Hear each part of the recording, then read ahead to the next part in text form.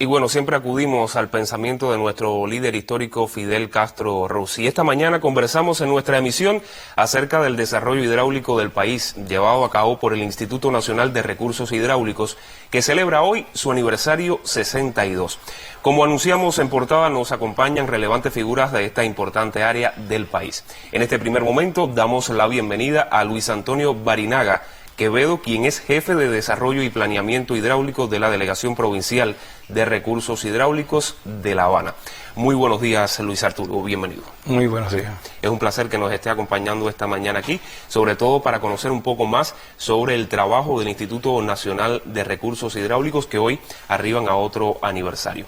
Usted tiene ya algunos años de experiencia en el instituto, entonces, bueno, se impone como primera interrogante. Según su consideración, ¿cuán significativo fue el aporte de nuestro líder histórico de la Revolución Cubana, Fidel Castro Ruz, al desarrollo hidráulico de nuestro país? Bueno, primero, las gracias por invitarnos. Un saludo a todos los televidentes que temprano nos ven y una felicitación a todos los colegas y trabajadores del sistema de recursos hidráulicos. En la propia presentación lo estamos viendo. La impronta del comandante en el desarrollo hidráulico de Cuba es definitivo. Su actuar y sus pensamientos desde el mismo triunfo de la revolución nos llevó precisamente a esto que hoy tenemos. Al comandante nosotros le llamamos el padre de la voluntad hidráulica. Le decimos en nuestro interior el hidráulico mayor. Y yo particularmente le diría que hasta el inversionista, primero y mayor. Desde el mismo inicio, años 60, 61, 62, con los 2 años de una sequía muy fuerte, el comandante comenzó a trazar la estrategia. La estrategia del desarrollo hidráulico surge de su pensamiento. Esa voluntad hidráulica precisamente no es estrategia, no es plan, es voluntad hidráulica, porque él mismo planteaba de que era una forma de actuar, era una actitud ante el desarrollo del recurso hídrico. El comandante, nosotros lo apreciamos así como el hidráulico mayor, porque según hasta los propios compañeros que en su momento trabajaron directamente con él, a él había que presentarle todas las ideas. Él revisaba todos los proyectos, él aprobaba todos los proyectos, las grandes estrategias.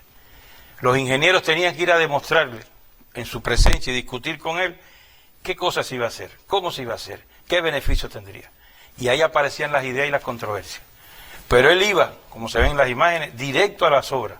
Antes de empezar, casi como diríamos hoy, un proceso de preinversión, y allí se reunía con la gente, allí caminaba y se paraba en la punta de una loma y preguntaba: esta casita, ¿qué campesino? Tenía un compañero que me decía que a Fidel casi no le gustaba emplear la palabra afectación, cuando íbamos a hacer una presa y bajo la zona de inundación quedaba una casa, quedaba una finca, porque él decía que toda obra que hiciera la revolución no podía afectar. Claro. Y por tanto, a esos compañeros que en un momento determinado se le afectaba su vivienda, había que hacerle una mejor. Al que se le afectaba una tierra había que darle una tierra mejor o mayor cantidad, creando siempre las condiciones. Pero iba él personalmente, explicaba eso personalmente él con los compañeros. Cuando arrancaba la obra, allí estaba el comandante, se entrevistaba con los constructores, le preguntaba condiciones de vida, equipamiento, combustible, materiales, es decir, haciendo un rol de inversionista realmente de la propia obra que se estaba ejecutando.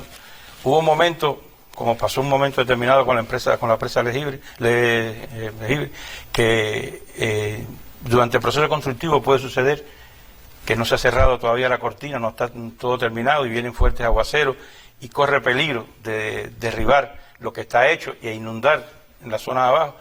Y cuando en un momento, en alguna obra de esta ocurrió algún problema, ahí estaba el comandante. Se metía en el fango con la gente, cargaba sacos de arena, lo que hubiera que hacer. Por eso te digo que no hay otra manera de concebirlo como eso. Nosotros lo sentimos, los hidráulicos lo sentimos como nuestro, como lo puede sentir cualquier otro sector, pero nosotros lo sentimos como nuestro porque siempre estuvo ahí. Él desarrolló esas ideas, él apoyó todo, y cuando en un momento determinado, pasado cierto tiempo, medio que se ralentizó el proceso, nos llamó de nuevo, nos tocó y nos dijo rescatar la voluntad hidráulica y tuvimos que volver a empezar. Pero las ideas del comandante iban más allá de eso. Ya prácticamente a unos años de haberse fundado el Instituto de Recursos Hidráulicos, ya el comandante hablaba de que el agua iba a escasear.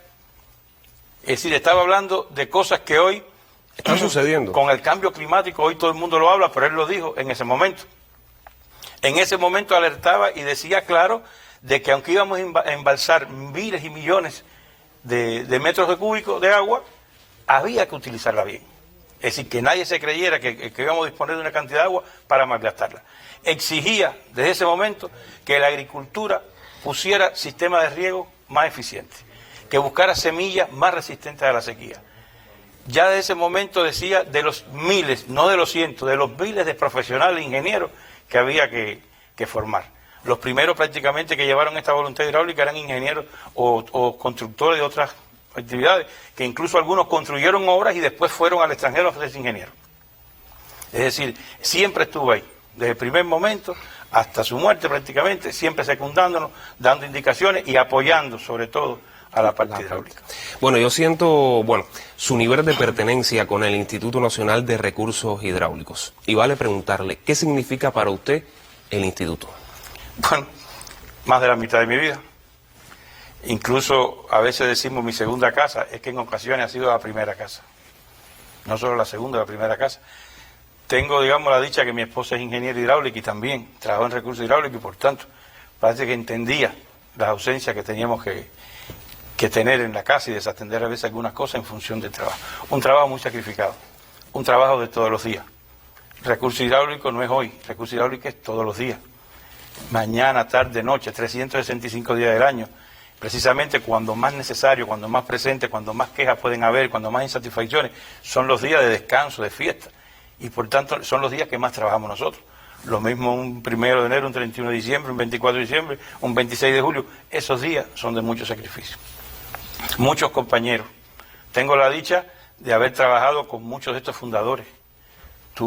Fui subordinado de muchos de estos fundadores y después fui directivo de muchos de estos fundadores. Somos una generación intermedia. Yo soy de la generación que en los años 80 salió al extranjero a formarse. Te decía que aquellos primeros ingenieros, primero construyeron y después se hicieron ingenieros. Nosotros tuvimos la posibilidad de ser como la conexión entre esa generación y la actual. Y por tanto ya salimos desde el pre a estudiar y a formarnos como ingenieros. Toda una vida dedicado, 37 años dedicado a recursos hidráulicos. No me hallo sin el agua. He podido tener otras opciones de trabajo mucho más atractivas, pero siempre regresamos al agua, aunque sea a base de sacrificio. Qué bueno contar con personas bien capacitadas como usted y también como todos sus compañeros. ¿Cuáles han sido los aportes realizados por el instituto y también sus trabajadores en función del desarrollo hidráulico de nuestro país? Bueno, ahí tendríamos que arrancar precisamente la situación que tenía el desarrollo hidráulico en Cuba antes del 59. No es menos cierto que la infraestructura hidráulica era precaria, salvo algunas ciudades como La Habana, capital, Santiago, Camagüey, Holguín o Villa Clara contaban con cierta infraestructura, pero en sentido general era muy precario en ese momento.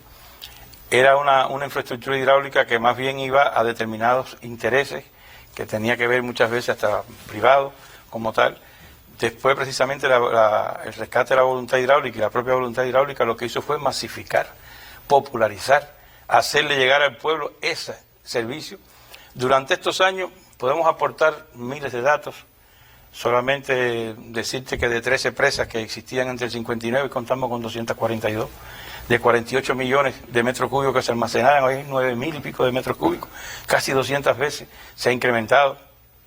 Que tenemos, hoy hablaba el comandante en la presentación, más de 800 kilómetros de canales magistrales para conducir el agua de trasvase, más de 2.000 y pico kilómetros, 22.000 y pico kilómetros de canales secundarios para llevar el agua a otros lugares.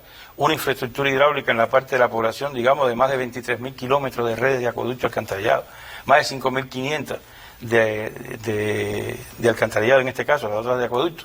Es decir, hemos entrado en la fase de recursos hidráulicos que antes no la había. Digamos, la potabilidad del agua, que no era un tema de mucha, vamos a decir, no preocupación, sino de ocupación. Hoy actualmente en nuestro país, el agua que se da es un agua 100% de calidad, con una protección y unos cuidados y un seguimiento que se le da al tema de calidad del agua. Hoy contamos con decenas y decenas de plantas potabilizadoras de agua, con decenas de plantas, inclusive salinizadoras. Somos una isla, estamos rodeados de mar, tenemos una reserva de agua inmensa, pero es una tecnología muy cara, que gracias quizá a los últimos años se ha es decir, mejorado los costos en este sentido, nos ha dado posibilidad de explorar esa área de desalinizar agua. En el tema del saneamiento, te decía todo el desarrollo que ha habido en infraestructura de redes, colectores, en plantas de tratamiento que no existían prácticamente antes del triunfo de la Revolución, todas son construidas después del triunfo de la Revolución. Muchas cosas se ha hecho, en la formación, miles de ingenieros, sí. Contamos hoy ocupados en nuestra profesión, es decir, son resultados que son palpables. Y en el tema hidráulico, en cualquier país que usted visite, como usted fuera de Cuba, del tema hidráulico se habla bien. Es decir, se habla bien en el sentido de todo el esfuerzo que hace Cuba. Quedan muchas cosas por hacer, pero por lo menos los resultados están palpables. Y siempre sin recursos, porque hay que estar innovando constantemente para buscar las soluciones a los problemas que el día a día se puedan presentar en nuestro país. ¿Qué falta aún por hacer en aras de alcanzar la meta a la que todos quieren con el agua? Bueno, falta mucho por hacer. Es decir, ojalá pudiéramos decir, no falta casi. No, pero falta. Incluso fíjate, de la propia, cuando empezamos el comandante decía que la voluntad hidráulica no es una tarea de un día, no es una meta. La voluntad hidráulica es de toda la vida. ¿Qué significa? Que siempre vamos a tener metas que lograr y cosas que hacer. Hoy falta mucho todavía por hacer, sobre todo en el uso racional y eficiente del agua. Desgraciadamente no hemos logrado todavía que esos sean parámetros que satisfagan nuestros intereses. Hay que hacer mucho todavía en la rehabilitación de redes. Tenemos más de 23.000 kilómetros de redes de acueducto y apenas 2.700 han sido rehabilitadas. Muchas llevan 100 años, otras llevan más de 60 años. Eso trae consigo salidero, afectaciones al servicio. Hoy tenemos zonas muy afectadas, tenemos ciclos de agua de varios días, semanas incluso, en alguna parte del interior del país. El metraje como medida de ahorro y propiciar el ahorro y un uso racional es un programa que tenemos que puntualizar. El empleo de la ciencia y la tecnología, más aún de lo que tenemos nosotros. Es fundamental, sí. Eso es fundamental.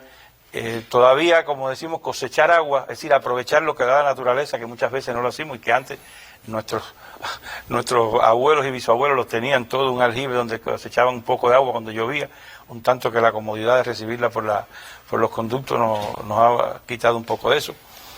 Y sobre todo, te digo, tenemos muchas cosas que hacer, pero la cosa buena que tenemos es que todo está, como dice, planificado. Es decir, nosotros tenemos un plan integral de desarrollo hidráulico que incluye todas las acciones, obras que tenemos que ejecutar, muchas incluso con proyectos ya en las manos. Hay una realidad, el tema financiamiento que siempre hace falta.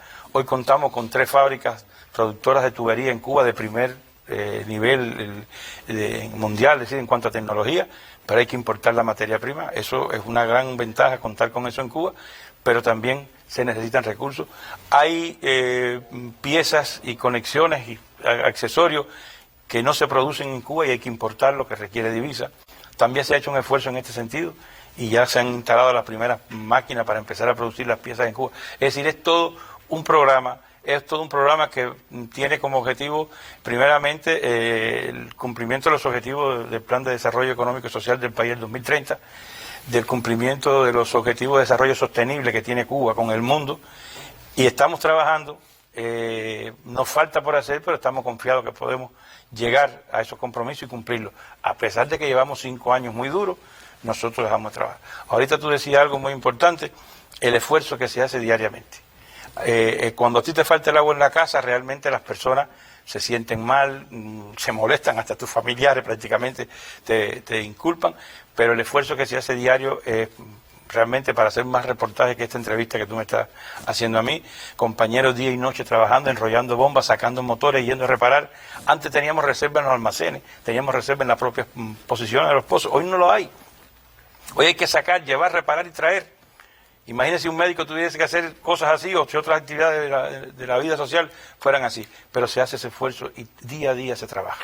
Queda mucho por hacer, pero estamos en camino. Y el pueblo cubano se lo reconoce diariamente. Muchísimas gracias por su participación en nuestra emisión. Le felicitamos por el aniversario 62 de la fundación del Instituto Nacional de Recursos Hidráulicos.